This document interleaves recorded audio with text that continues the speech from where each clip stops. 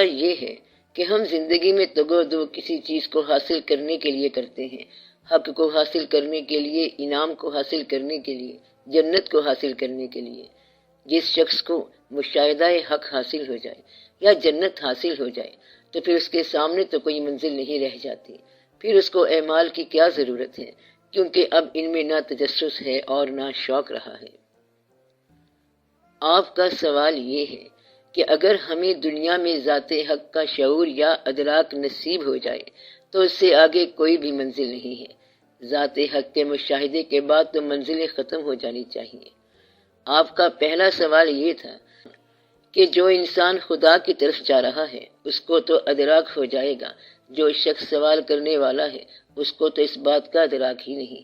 اب آپ کا سوال یہ ہے کہ جن لوگوں کو ادراک ہوا اب وہ ادراک کے بعد کیا کر رہے ہیں، اور یہ کہ جن لوگوں کو ادراک حق ہو جاتا ہے ان کو عرفان ہو جاتا ہے تو اس کے بعد اس شخص کو دنیاوی چیزوں کی کیا ضرورت رہتی ہے، کیونکہ خدا تو اپنی ذات میں سفیشینٹ ہے، اپنی ذات میں تنہا ہے، مخفی ہے، گنجینا ہے اور کافی ہے، پھر اسے بشر کی کیا ضرورت ہے۔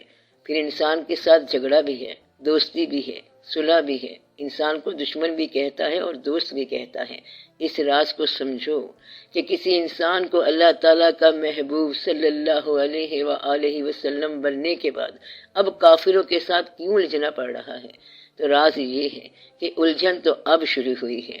اللہ کا محبوب صلی اللہ علیہ وسلم ہونے کے بعد ہی تو یہ کہانی شروع ہوئی ہے۔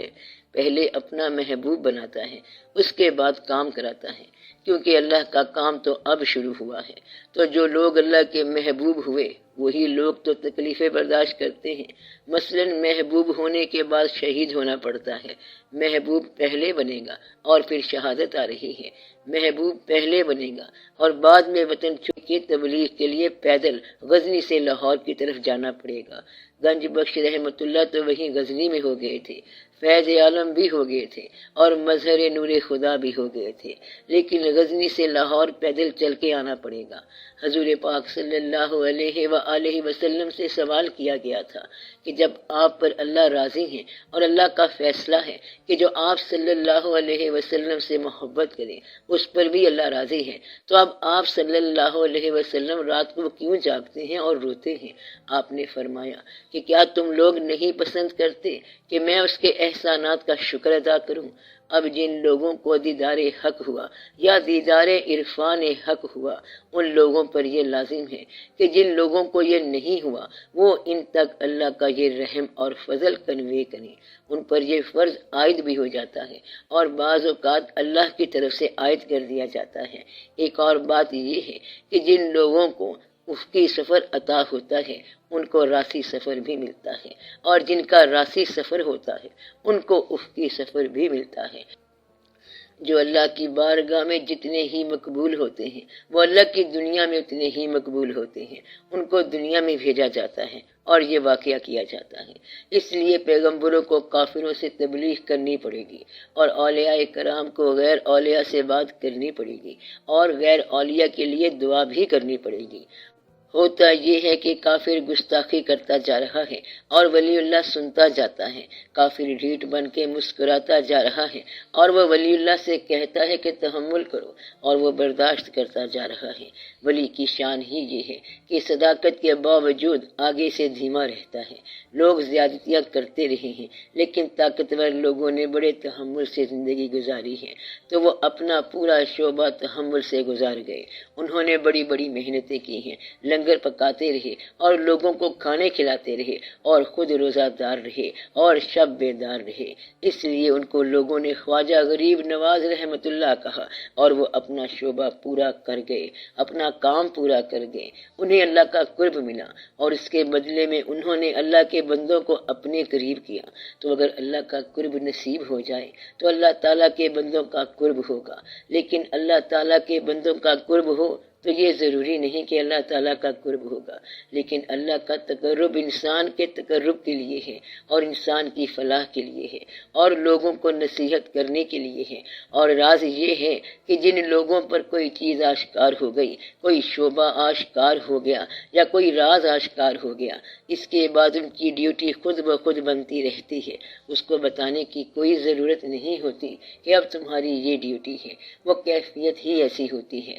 مثلا ایک کیفیت یہ ہے کہ جس آدمی کو چیخ مل جائے وہ آدمی سناٹوں میں جائے گا اور شور مچائے گا۔ اب چیخ مارنا آدھی کہانی ہے، فرمان ہے کہ اور پھر ایک چیخ آئی اور پوری بستی غائب ہو گئی، یعنی رات کو زندہ انسان سوئے اور آسمان کی طرف سے کوئی چیخ کی آواز آئی اور وہ سارے کے سارے مر گئے، سو گئے۔ یہ چیخ کی کہانی ہے۔ اسی طرح ایک پیغمبر ایسے ہیں جنہیں سوز ملا، لہن ملا، اور وہ گاتے جا رہے ہیں اور تبلیغ کرتے جا رہے ہیں۔ کسی پیغمبر کو لوہے کا شعور ملا اور وہ لوہا پگھلاتے جا رہے ہیں اور اپنا کام کرتے جا رہے ہیں۔ اسی طرح کچھ پیغمبر دلوں کے واقعات کرنے والے ہیں اور کچھ ذہن کے واقعات کرنے والے ہیں، کچھ طبیب ہیں اور حکیم ہیں۔ اور حضرت عیسیٰ علیہ السلام ہاتھ لگائیں تو بیماری دور ہو جائے، ہاتھ لگائیں تو کوڑ کی بیماری دور ہو جاتی ہے۔ اب سارا راز یہ ہے کہ جب اللہ کا قرب مل جائے تو اللہ کے بندوں کے فرائض بھی شروع ہو جاتے ہیں۔ یہ اللہ کا منشا ہے۔ ایسے لوگ جو معاشرے میں ایسے کاموں میں مشغول نظر آتے ہیں جو دوسرے لوگوں کے فائدے کے لیے ہیں، تو کیا وہ بھی اسی قسم کے ہوتے ہیں؟ جو لوگ معاشرے میں مشغول ہیں تو ضروری نہیں کہ وہ اللہ کے لیے مشغول ہوں، لیکن جن کو اللہ نے شعور عطا کیا وہ معاشرے میں مصروف ہو سکتے ہیں۔ تو گویا کہ تقرب الہی جو ہے وہ تقرب دنیا ہو سکتا ہے، لیکن اگر ان کی مصروفیت دنیا کے لیے ہو تو یہ ضروری نہیں کہ تقرب الہی کے لیے ہے۔ اس طرح کے لوگ اگر یہ کہتے ہیں کہ ہم دنیا کی خدمت کر رہے ہیں تو یہ تقرب الہی کا ذریعہ نہیں ہے۔ دیکھنا یہ ہے کہ خدمت کا مقصد کیا ہے۔ اصل راز ہے اللہ کے منشا کے مطابق دنیا کی خدمت کرنا، ورنہ تو دنیا کی خدمت اپنی انا کے لیے ہو سکتی ہے اور اپنی ذات کے لیے ہو سکتی ہے۔ مثلا آپ یہ کہو کہ ایک آدمی نے لوگوں کی خدمت کے لیے ہسپتال بنا رکھا ہے، تو ہسپتال بنانے اور ایک دیندار شخص کی لوگوں کی خدمت کرنے میں بڑا فرق ہے۔ مدعا یہ نہیں ہے کہ آپ ہسپتال بناؤ یا نہ بناؤ اور لوگوں کی خدمت کرو یا نہ کرو، بلکہ بات یہ ہے کہ تقرب الہی والا شخص عام طور پر دنیا کے لیے اور لوگوں کے لیے تقرب بن جاتا ہے، لیکن دنیا کا تقرب ضروری نہیں کہ یہ اللہ کا تقرب بنے۔ دنیا کا تقرب نفس کا واقعہ ہو سکتا ہے اور شر کا واقعہ ہو سکتا ہے، کیونکہ بے شمار شر جو ہے وہ خیر کرتا ہے۔